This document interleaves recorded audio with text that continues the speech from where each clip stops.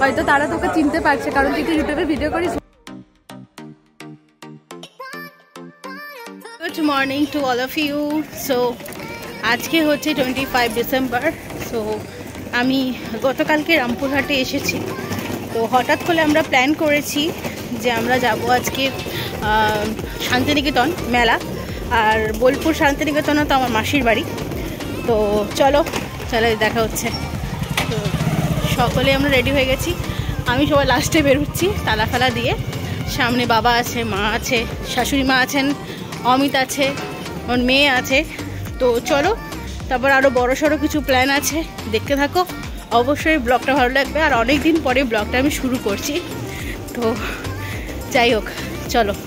তো আমরা এখন স্টেশনের উদ্দেশ্যে যাচ্ছি, কিন্তু প্রথম ট্রেনটা আমরা মিস করে ফেলেছি এত ভিড়ের জন্য। দেখতেই পাচ্ছ কতটা ভিড়, আর বছরে লাস্ট বছর এগুলোতে ভিড় থাকবেই। আর যেহেতু বোলপুরে মেলা শুরু হয়েছে, সুতরাং ভিড় তো হবেই বাবা। তো যাই হোক, আমরা পরের ট্রেনটায় উঠে বোলপুর পৌঁছে গেলাম। বোলপুর হচ্ছে আমার মাসির বাড়ি, তো বড় মাসির বাড়ি, আমার মণিমার বাড়ি। তো সেখানে গিয়ে আমরা 1 মিনিটের জন্য লেট করিনি, সঙ্গে সঙ্গে ড্রেস চেঞ্জ করে বেরিয়ে পড়েছি সকলে মিলে মেলার উদ্দেশ্যে। আর পৌষ মেলা হচ্ছে মানে সত্যি, মানে এই মেলা দেখার জন্য কত যে মানুষ আসে মানে বলার মতো নয়। আর আমি যেহেতু একদম কাছাকাছি চলে এসেছি, সুতরাং আমার পক্ষে মেলাটা মিস করা একটা ভীষণ বাজে ব্যাপার হয়ে যাচ্ছিলো। আমি একদম চাইনি যে মেলাটাকে মিস করতে। যে কোনো দিন একটা দিন হলেও যেন আমি মেলাটা অ্যাটেন্ড করতে পারি, সেটাই আমি সবসময় চেয়েছিলাম, এবং আমি সেটাই করতে পেরেছি। আমি মেলাটা অ্যাটেন্ড করতে পেরেছি এতগুলো বছর পর। এত বড় মেলা যে এই মেলাতে কিন্তু সবাই হারিয়ে যাওয়ার চান্স ভীষণ পরিমাণে থাকে। আর প্রথমত ওখানে সবাই অ্যানাউন্সমেন্টও করছিল, এ হারিয়ে যাচ্ছে, ও হারিয়ে যাচ্ছে, এখানে দাঁড়িয়ে আছে, সেখানে দাঁড়িয়ে আছে। মানে এটা আমাদের কাছে ভীষণ ভয় করছিল, কারণ সবাই কুচি কুচি বাচ্চাগুলো ছিল, আমরা সকলেই ছিলাম। তাই জন্য আমরা সকলকে বলে রেখেছিলাম যে সবাই হাত ধরে ঘোরাফেরা করবে। আর যেহেতু এত বড় মেলা, এত লোকজন, হারিয়ে যাওয়াটা কিন্তু মানে কোনো ব্যাপারই না, মানে সত্যি হারিয়ে যাওয়ার মতনই।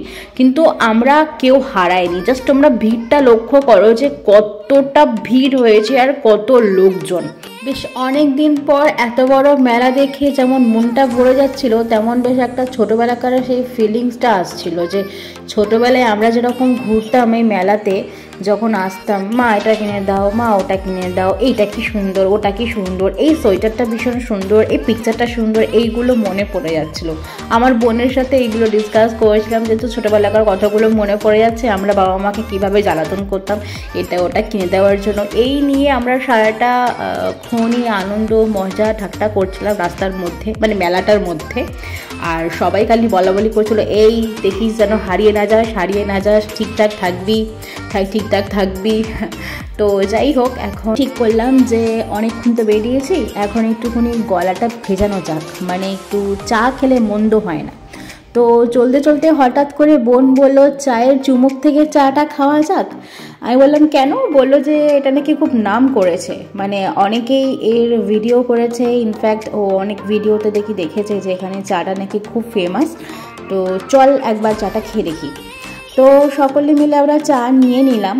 তো এখনও কিন্তু আমি চুমুক দিইনি, সকলে খাচ্ছে, মা, আমার শাশুড়ি মা, আমার বোন, অমিত, সবাই খেয়েছে, কাকু কাকিমা, দিদি, মণিমা। তো লাস্টে আমি চুমুকটা দিলাম। জাস্ট অসাধারণ লাগলো চাটা খেয়ে, যে সত্যি ফেমাস এবং এত টেস্টি মানে ভাবা যায়নি। ঠিক আছে, ভীষণ সুন্দর হয়েছে চাটা, মানে ভীষণ সুন্দর। আমি তো পুরো ফ্যান হয়ে গেছি। তো চা খাওয়া কমপ্লিট করে আমরা আবার একটু ঘোরাঘুরি শুরু করলাম।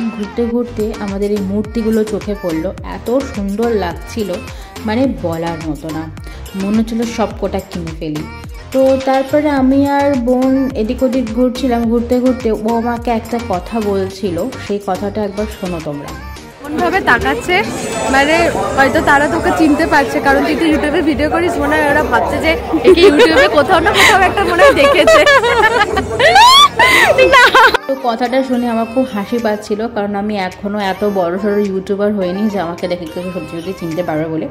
তো তারপরে আমরা খুব হাসাহাসি করছিলাম, পেছনে একজনকে দেখে দেখে মনে হচ্ছিল পুরো রবীন্দ্রনাথ ঠাকুর, কিন্তু নয়। তো যাই হোক, তারপরে আমরা ফুচকা খেতে শুরু করলাম। তো ফুচকাটা আমরা ফার্স্টে ট্রাই করলাম দই ফুচকা। তো দই ফুচকাটা খেতে তো সকলেরই ভীষণ পছন্দ হয়। তো আমরা ফার্স্টে 1 প্লেট দই ফুচকা নিলাম, তারপরে আমরা সকলে জল ফুচকা খেলাম। তো ফার্স্টে দই ফুচকাটা দেখো ভীষণ টেস্টিভাবেই বানাচ্ছিল, যেরকমটা বানাই কলকাতাতেও যেরকম বানানো হয়। আর সত্যি কথা বলতে এখানে না কিশমিশটা দিল, এটা একটা আমার কাছে নতুন তো লাগলো। কিশমিশ দেওয়াটা সত্যি আমি কখনো দেখিনি, ফার্স্ট টাইম দেখলাম।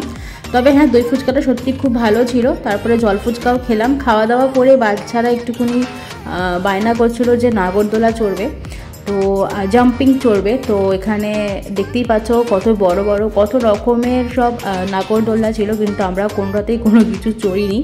তো এখানে এই জাম্পিংটাতে চড়ার জন্য খুব বায়না করছিল আমার মেয়ে। এই যেমন মেয়ে সামনেই দাঁড়িয়ে আছে, ওর উপরে ওঠার মতন ওর সাহস নেই, কারণ উপরে উঠতেও পারবে না।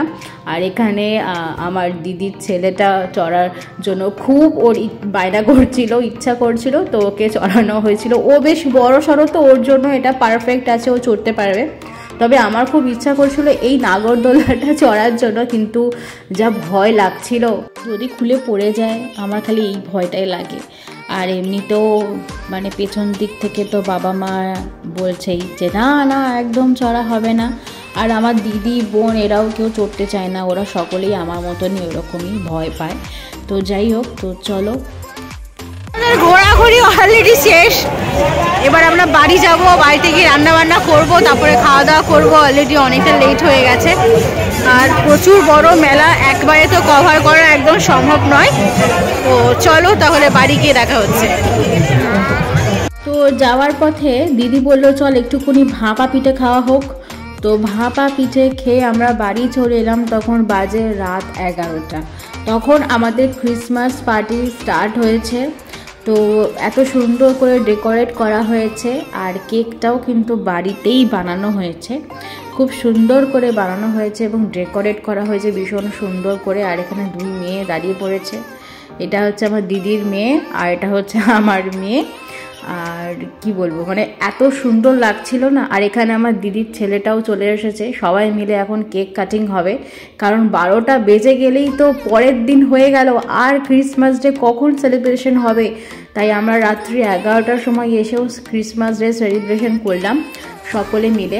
আমরা এখন ভাবছি যে কখন আমরা রান্না করব, কখন আমরা খাবো। তো ভীষণ মজা করেছি আমরা সেদিনকে, ভীষণ মজা করেছি। কেকটা এত সুন্দর হয়েছিল না, এত সুন্দর ডেকোরেট করা হয়েছিল। তো সকলে মিলে এখন কেকটা কাটিং চলছে, কেক কাটা হয়ে গেল। তো কেকটা কিন্তু ভীষণ সফট অ্যান্ড টেস্টি হয়েছিল, জোজো বানিয়েছিল।